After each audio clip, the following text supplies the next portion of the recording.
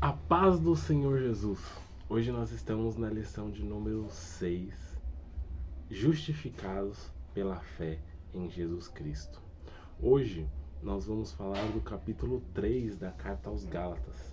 Estamos neste estudo da carta aos Gálatas.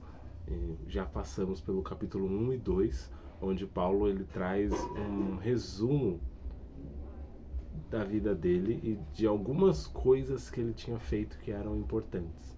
Por exemplo, quando na lição anterior, nas duas últimas lições, nós vimos a viagem que ele fez a Jerusalém, apresentando o evangelho que ele estava pregando aos discípulos, onde eles deram as destras da comunhão e seguiram fazendo a obra do Senhor. E também vimos quando ele resistiu ao que Pedro havia feito, a dissimulação que Pedro tinha feito em relação aos gentios lá em Antioquia. Agora, Paulo, ele começa a parte, digamos assim, a parte teológica, porque ele começa a trazer de fato os ensinos que ele se propôs a trazer quando ele se propôs a enviar essa carta aos irmãos na região da Galácia. Então, nós estamos aqui no capítulo 3, onde nós vamos apresentar os questionamentos de Paulo junto aos Gálatas, refletir a respeito da vida do crente Abraão e apresentar a fé como fonte divina. Vamos ler alguns versículos.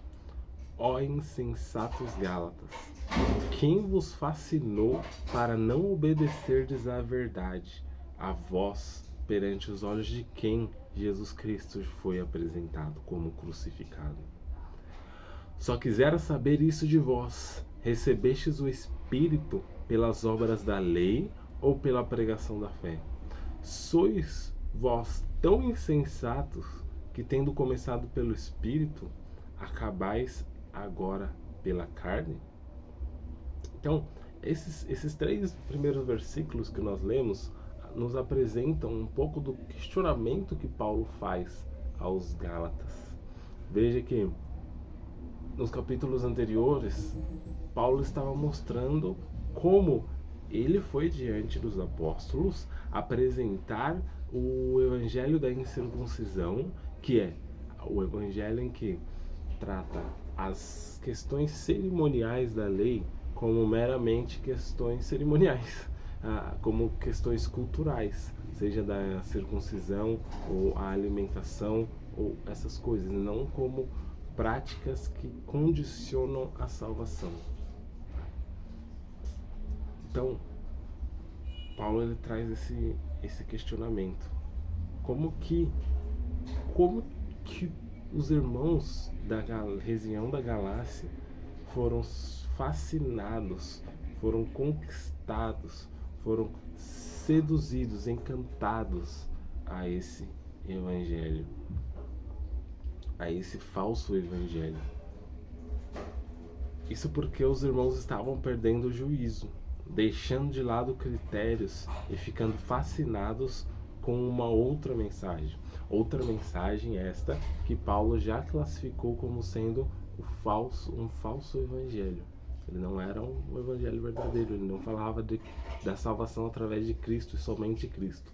Ele adicionava algumas outras coisas como condição para receber o evangelho. E aí Paulo ele utiliza essa palavra propositalmente, quem vos fascinou, mas nesse contexto ele está trazendo a ideia de quem encantou vocês, quem hipnotizou vocês. Vocês foram levados por alguma mágica, algum encantamento desses falsos profetas, desses loucos que pregam a mentira.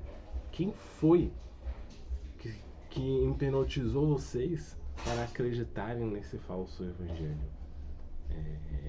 Paulo faz esse questionamento, ele é incisivo e contundente na hora de fazer o questionamento, né? E são palavras duras que hipnotizou vocês.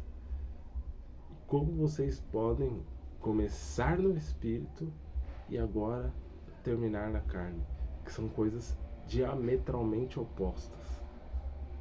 Elas não dialogam entre si, o espírito e a carnalidade, nesse contexto em que Paulo chama de carne a tendência pecaminosa, né? E aí Paulo ele fala, como pode vocês terem começado no espírito e agora vocês vão terminar na carne?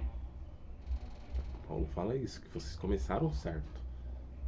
Porque Paulo foi lá, ele pregou o evangelho, muitos se converteram a Cristo.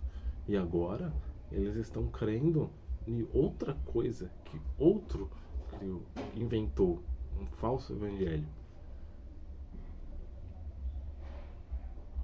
Essa pergunta do apóstolo nos faz refletir sobre como fomos chamados e de que forma estamos administrando a vocação de Deus. Porque quem nos vocacionou foi Deus.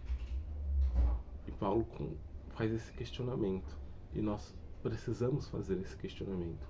Será que começamos pelo Espírito e estamos indo para a carne, como os Gálatas estavam fazendo? Será que nós começamos na fé verdadeira e genuína e agora estamos caminhando para outro lugar que não deveríamos estar? Ele não atribui a Deus essa obrigatoriedade, pois ele já nos deu a salvação.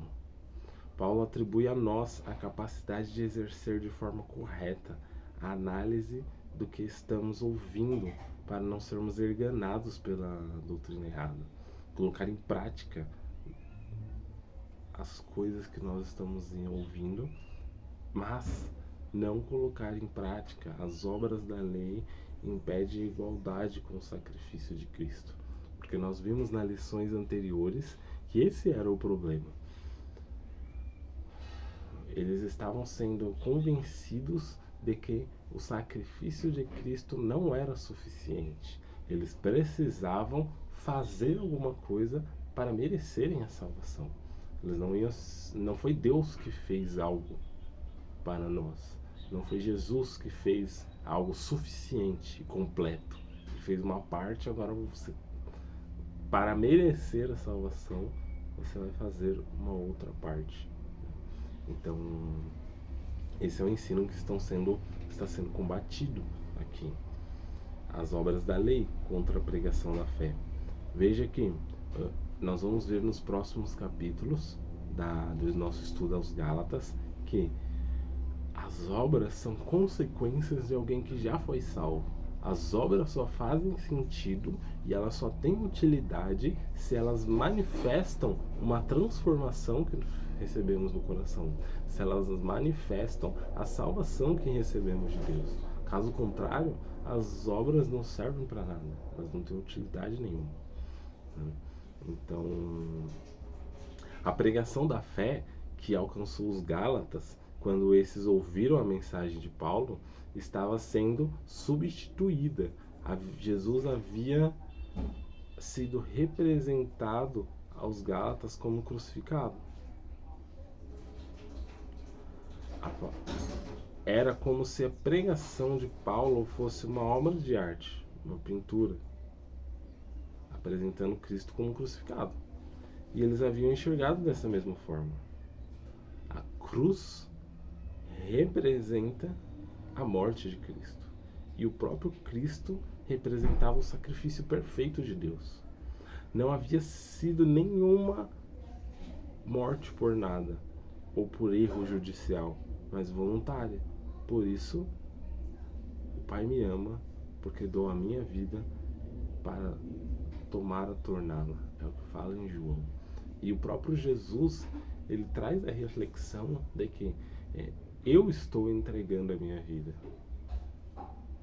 Teologicamente, biblicamente falando, não faz sentido dizer que foi os judeus que mataram Jesus, e também não faz sentido dizer que foram os romanos. Os que executaram foram os romanos.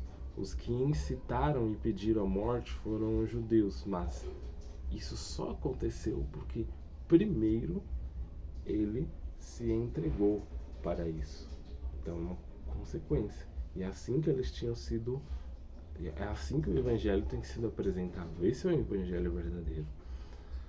Mas, agora, se os Gálatas sabiam o que era uma comunidade de santos vibrantes, que vivia isso, ou como eles estavam passando para esse outro evangelho, que ele enxergava nas obras algo que nos condiciona para a salvação, né? Quando, na verdade, as obras só fazem sentido se nós já fomos salvos anteriormente, né? Vamos voltar para o nosso texto bíblico. Lemos os 3 primeiros versículos. Agora, será em vão que tenhais padecido tanto? Se é que isso também foi em vão? Aquele, pois, que vos dá o Espírito e que opera maravilhas entre vós, o faz pelas obras da lei ou pela pregação da fé? Isso é um questionamento. Porque será que aquele que está fazendo maravilhas, curando, fazendo milagres, transformando vidas, libertando dos vícios, será que aquele que está nos dando a salvação, transformando o nosso caráter, será que ele está fazendo isso porque nós somos bons e nós melhoramos as nossas obras pelas nossas forças para então merecer algo? Ou será que pela fé que nós temos em Cristo, somos transformados por Deus, e Deus faz essas obras maravilhas, Deus faz essas obras pelo poder dele manifesto em Cristo Jesus? É isso que Paulo está questionando. Fala, será que vocês estão vendo tantas coisas e essas coisas são pelas obras da lei, ou será que é pelo evangelho que vocês já têm sido apresentados? E aí nós chegamos nesse tópico 2 da lição, que é uma parte muito interessante que Paulo traz nesse texto, versículo 6. É o caso de Abraão, que creu em Deus e isso lhe foi imputado por justiça. Olha o exemplo que Paulo traz. Enquanto ele está argumentando, Paulo traz o exemplo. Certamente os irmãos da Galácia sabiam da história de Abraão. Eles poderiam não ter nascido judeus, mas eles foram apresentados a essas histórias. E Paulo traz à memória essa situação de Abraão.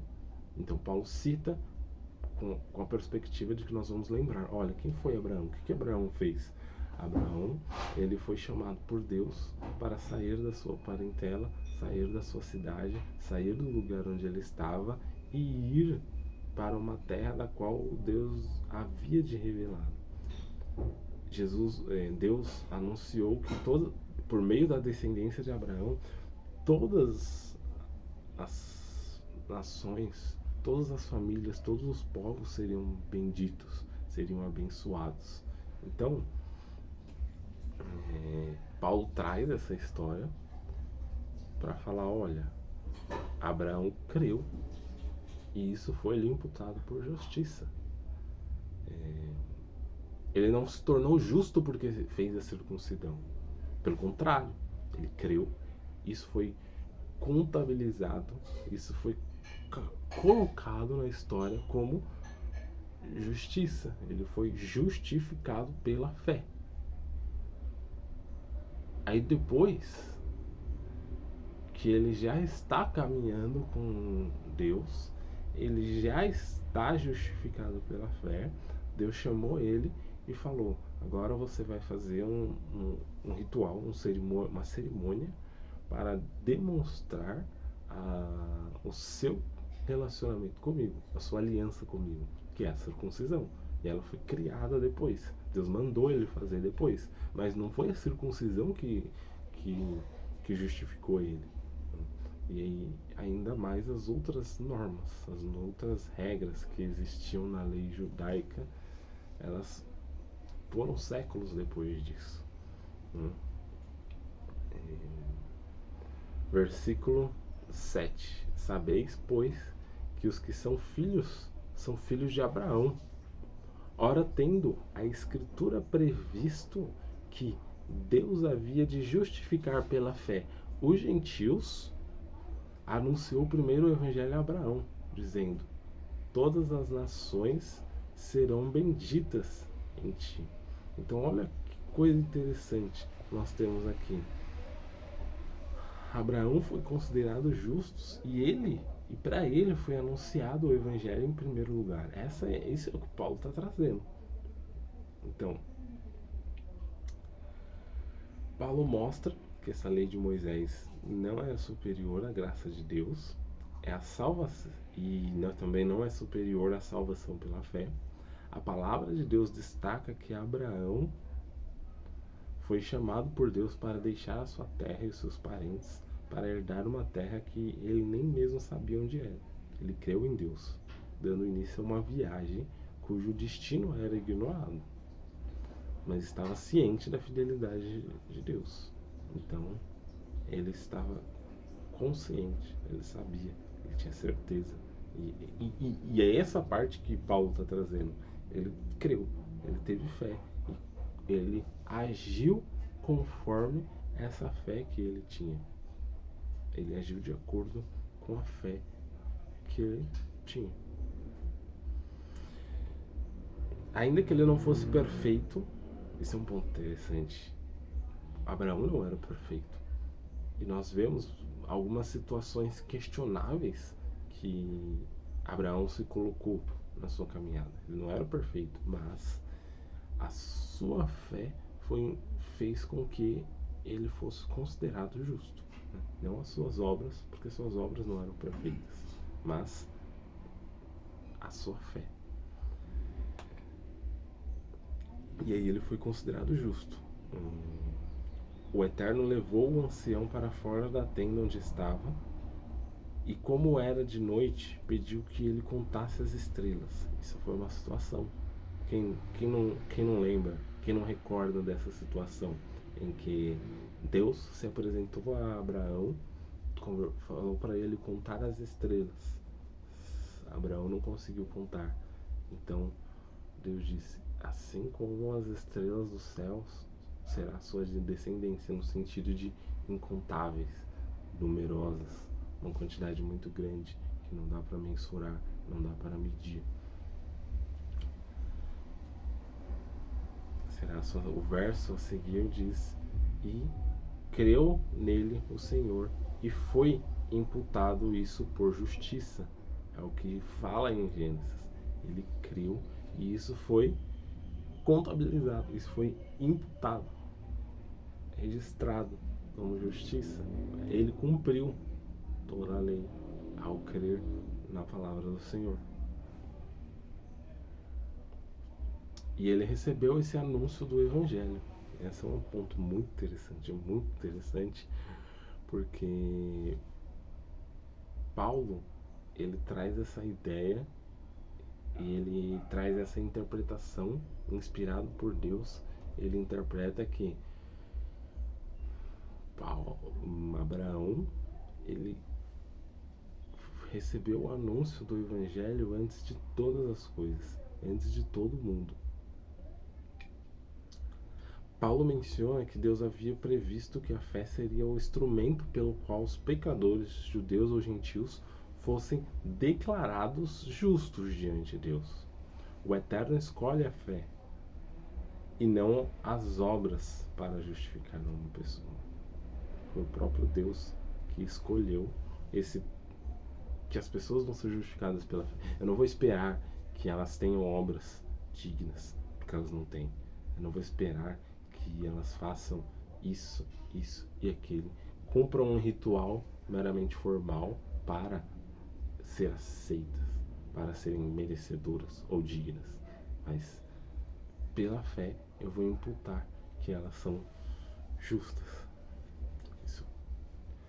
As obras dependem do potencial e da vontade de cada um. E como cada ser humano não tem as mesmas condições do outro, surge uma injustiça, pois um poderia fazer mais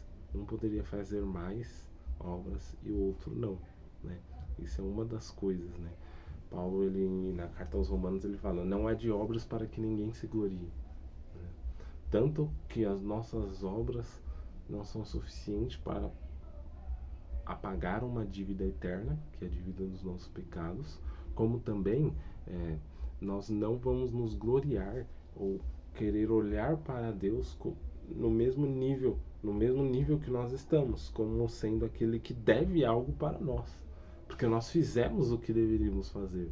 Então veja, nas religiões, diversas religiões, e principalmente algumas religiões que estavam ali na época de Paulo, que seria a greco-romana, a grega e a romana, e algumas outras religiões, existia um sistema em que eu trago uma oferenda a esse Deus, ele se agrada, ele tem prazer naquilo, e ele me responde me ajudando na minha colheita ou me abençoando em alguma coisa, me fazendo ser próspero. Então era um sistema que existia, onde era uma espécie de troca de favores entre as divindades e as pessoas. Era assim que funcionava a religiosidade, não só dos gregos, não só dos romanos, né?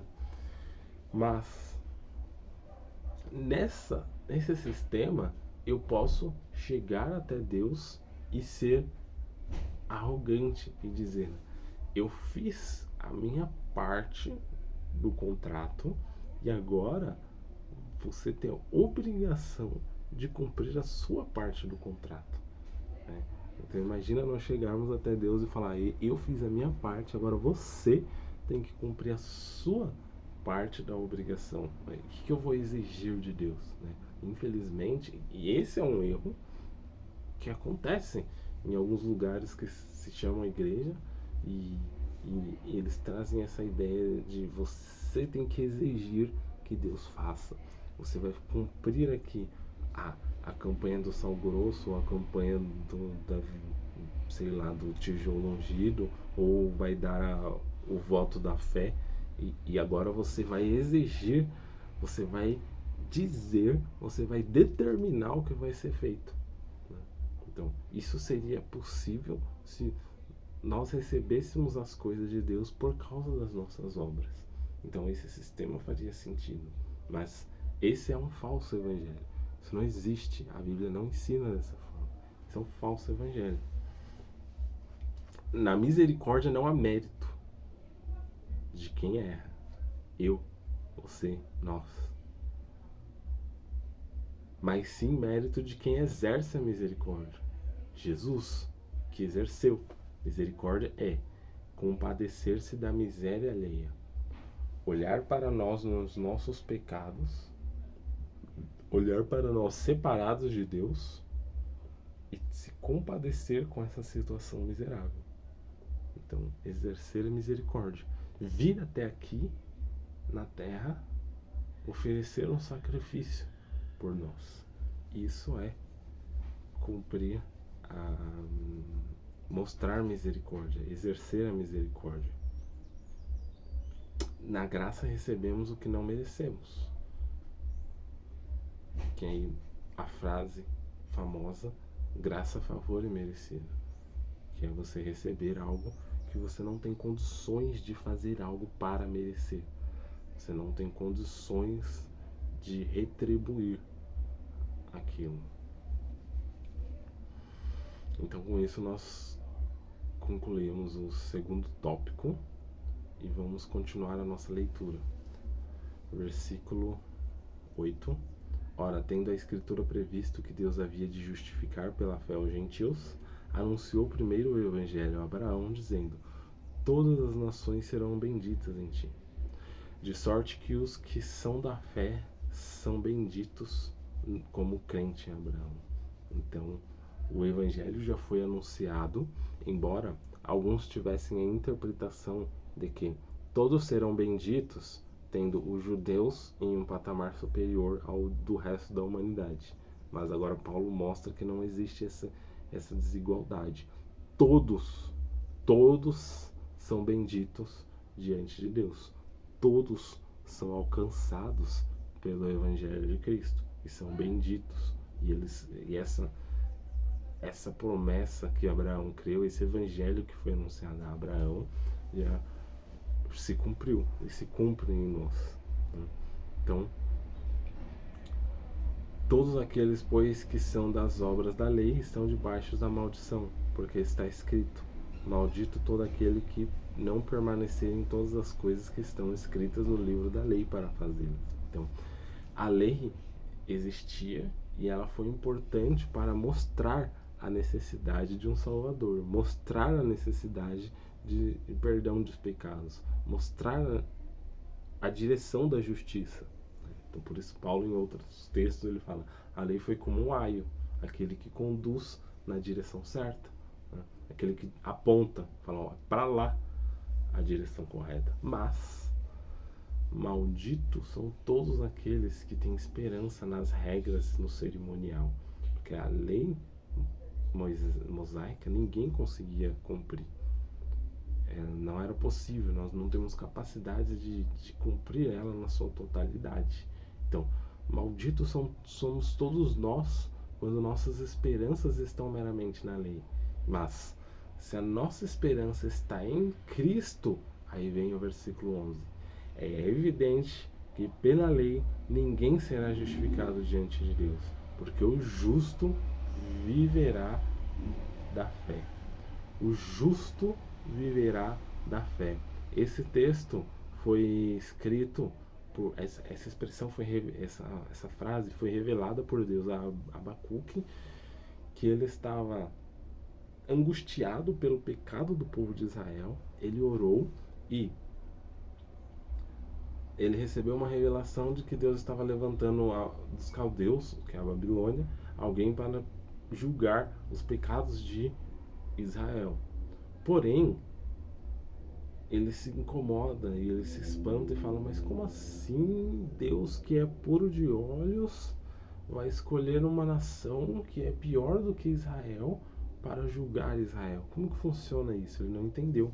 Mas aí Deus responde, ele fala: escreve isso bem grande, para que quem tiver correndo de cavalo consiga ver de longe o que está escrito. Faz um outdoor bem grande assim: o justo viverá pela fé. É isso que Deus revela a Abacuque. E é isso que Paulo traz à memória para dizer: olha, tá vendo? Abraão foi justificado pela fé e o justo viverá pela fé. Como que é essa fé? É a fé em Cristo Jesus, a fé que ele foi feito justiça por nós. Não é isso? Capítulo 2, versículo 20, que nós estudamos na semana passada. Estou crucificado com Cristo, e agora a vida que vivo, não vivo mais eu, mas vivo pela fé em Cristo Jesus que me amou. Então, agora nós vivemos pela fé, não estamos presos à algema de um cerimonial, de uma regra, de um ritual, de uma norma, de algo que eu tenho que cumprir para fazer, de um preceito que eu preciso cumprir para ser aceito. Não estamos presos na necessidade de fazer uma procissão para ser merecedor, na necessidade de acender uma vela para ter a direção, na necessidade de pagar um valor para ter acesso à salvação. A reforma protestante começou depois de algumas discussões teológicas, algumas divergências dos ensinos, quando um representante do Papa estava dizendo que quando a moeda cai na caixinha, a alma sai do purgatório. Essa era a mensagem que estavam pregando. Era exatamente essa frase que eles diziam. E aí, algumas pessoas até compravam perdão por antecipação. A semana que vem eu vou cometer um assassinato ou eu vou cometer um adultério, então eu já pago agora a bula para receber o meu perdão. Era isso que acontecia. Então, começou o processo da reforma protestante, onde Lutero e alguns outros estavam pregando que voltássemos ao Evangelho verdadeiro. O Evangelho verdadeiro é esse, que não é o meu dinheiro que compra a bênção de Deus, não é um ritual que compra a bênção de Deus, mas é a fé em Cristo Jesus que nos faz ser abençoado. A fé no Filho de Deus que nos faz alcançar a salvação. Cristo. E aí, a mensagem, o evangelho apresentado a Abraão é cumprido. Porque Deus diz: em ti serão benditas todas as nações. E em Cristo são benditos todos os povos. Porque pela fé nós temos paz com Deus. Pela fé nós somos justificados. Pela fé nós somos santificados. Pela fé nós caminhamos. Porque o justo viverá pela fé. Amém? Que Deus em Cristo nos abençoe e até a semana que vem.